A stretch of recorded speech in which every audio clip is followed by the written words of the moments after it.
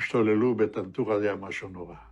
טנטורה היה כפר עשיר, בתים יפים, גרים כמו אירופאים, אתה יודע, וגם אנשים היו לבושות ויפה, וזה באמת היה כפר...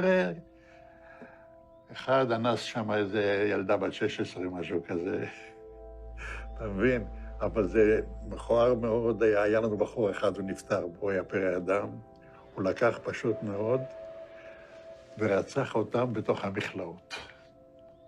בתוך המכלאות, הם היו במכלאות, אתה יודע, חוטי ברזל כאלה, עגולים כאלה, אספו כל הגברים.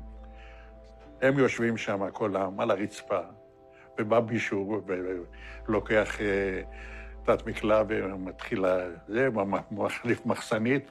מה אתה חושב זה? אבל אנחנו לא היינו כאלה. הוא היה יוצא דופן, הבחור הזה, כן, מה שהוא עשה.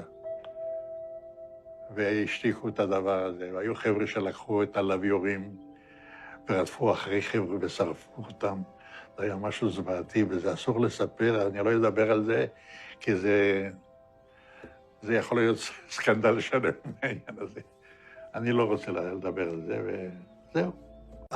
3-4 חודשים הראשונים הייתי רוצח. מה זה אומר?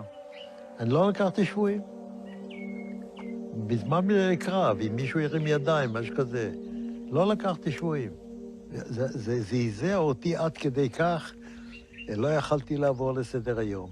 אם היה עומדת כיתה של זה עם ידיים למעלה, אז באותו יום הייתי רואה אותי, הייתי קוצר את כולם, עד כדי כך. כמה אתה חושב אנשים הרגת ככה? לא ספרתי. אני לא יכול לדעת בחיי. היה לי מקלע עם 250 כדורים. ותראה, יריתי, נלחמתי כולם. אני לא יכול לספור.